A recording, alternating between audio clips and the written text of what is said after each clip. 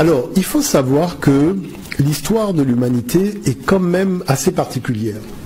C'est-à-dire que les peuples qui ont l'ascendant aujourd'hui sont des papillons. C'est-à-dire ils ont butiné un peu dans toutes les civilisations.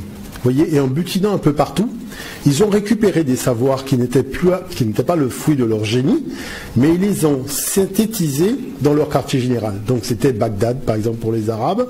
Et vous voyez, ce sont les Arabes qui, au 8e siècle, vont ramener les connaissances de l'Inde, de l'Asie, de l'Afrique, et aussi de la Grèce, ce que les Grecs avaient pris en Afrique, vont ramener ça à l'Europe. L'Europe, à l'époque, est dans une période qu'on appelle le Dark Age, en Angleterre, c'est-à-dire le Moyen Âge. C'est-à-dire que c'est la fin de l'Empire romain et le niveau intellectuel est complètement bas.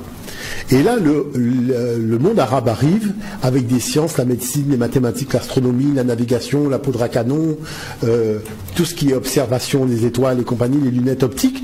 Et donc, l'Europe découvre, donc, sous occupation, c'est vrai, mais des savoirs qu'elle ne maîtrise pas.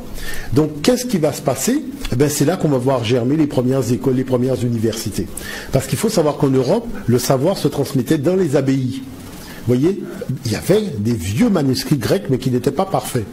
Là, les Arabes, le fait d'avoir récupéré la connaissance des Grecs, d'avoir traduit les textes grecs en arabe, donc vont arriver en Europe avec des textes en arabe, mais qui parlent de Platon, qui parlent de Thalès. Maintenant, ce qui va se passer, c'est qu'à Tolède, les Européens vont s'organiser pour traduire en latin les documents arabes. Et en traduisant en latin les documents arabes, ils vont découvrir véritablement un patrimoine qu'ils ne connaissent pas. C'est-à-dire qu'ils ne connaissaient pas l'histoire de l'Europe. Vous voyez? Et à partir de là, chacun va repartir dans son pays, et c'est là que va apparaître l'université de Londres, l'université de Paris et compagnie. Donc, l'enseignement va commencer par le savoir que les Noirs et les Arabes ont ramené au 8e siècle. Vous voyez? Chose particulière, c'est que en retournant en Grèce, ils vont traduire les documents latins en grec. Et maintenant, c'est vrai qu'on présente ces documents-là comme étant des originaux, alors qu'on n'a aucun original d'aucun texte grec. Il faut le savoir. D'accord. Hein, par exemple, et en plus, les mathématiciens tels que les Thalès et les Pythagore n'aimaient pas écrire. C'est-à-dire, il n'y a aucun théorème de Thalès, aucun théorème de Pythagore. Ce sont des choses qui n'existent pas. Vous voyez ce lieu par là? Et quand vous écoutez l'historiographe européen, vous avez l'impression qu'il a un document. En fait, c'est fantomas, c'est-à-dire qu'il n'y a rien. Vous voyez, et ça, il faut le comprendre. Parce que quand nous parlons du théorème donc africain, on a un document qui s'appelle le papyrus du mathématicien Yamessou, donc qui est aux alentours de 1650 de l'ère ancienne africaine. On a un document. On appelle généralement ce document s'appelle le papyrus Rhin. Vous voyez, donc qui fait que il y a un décalage entre l'Afrique, par exemple, si je vous parle d'un texte sacré africain. Même s'il remonte à 5000 ans, je vous montre l'original.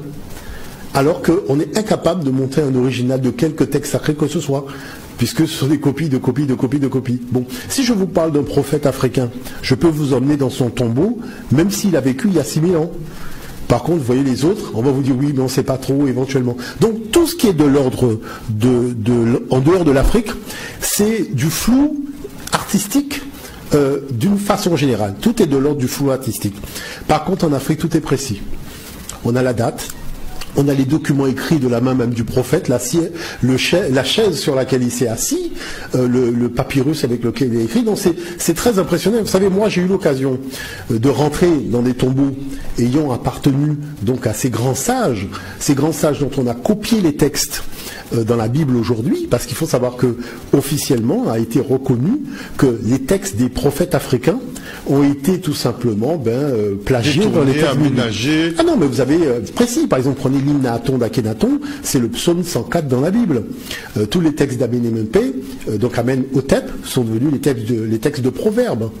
Vous avez les textes de la sagesse de Salomon, qui sont le texte aussi de notre sage africain. Donc tout ça pour bien montrer que c'est l'héritage de Jean-François Champollion. C'est-à-dire lui-même s'est aperçu que quand il a déchiffré, en tout cas il a compris le système de lecture des hiéroglyphes, il était en train de lire des textes qui étaient censés être apparus plusieurs millénaires après. Et il les voyait déjà au 3e millénaire. Vous voyez? Donc ça a été aussi un choc pour lui. Il en parle à certains moments. Maintenant, la chose qui se passe, c'est que nous sommes des Africains. Ça veut dire que l'homme est né en Afrique.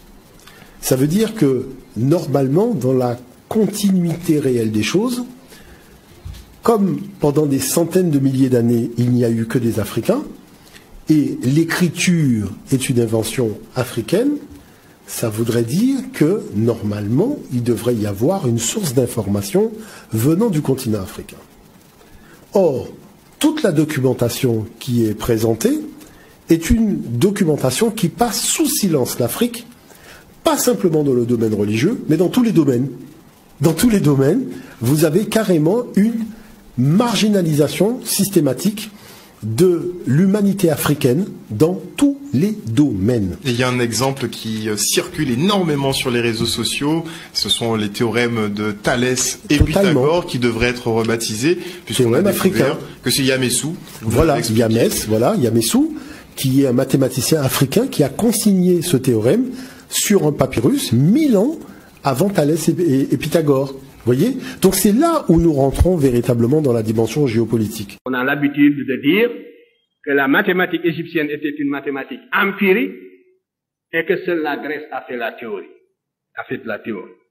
C'est absolument inexact et vous ne trouverez jamais une telle affirmation sous la plume précisément d'un savant grec d'époque, encore moins sous la plume de ces savants-là même qui étaient allés s'initier en Égypte. Vous ne le trouverez pas chez Pythagore, puisque nous n'avons pas une seule ligne de Pythagore, rien du tout. Vous ne le trouverez pas chez Thalès. Thalès n'a pas écrit une seule ligne sur les mathématiques. On lui a attribué un théorème très discutable, nous le verrons tout à l'heure. Thalès a écrit tout au plus une lettre discutable à Phérécyde, et dans laquelle il disait à Phérécyde, si toutefois cette lettre était authentique, qu'il n'aimait pas écrire. Et que donc il préférait voyager. Voilà tout ce que nous avons de Thalès. Et les Égyptiens ont souvent dit, que souvent, Diodore l'a relaté, que les Grecs, une fois rentrés chez eux, s'attribuent toutes les sciences qu'ils ont apprises en Égypte. Ce n'était pas un secret.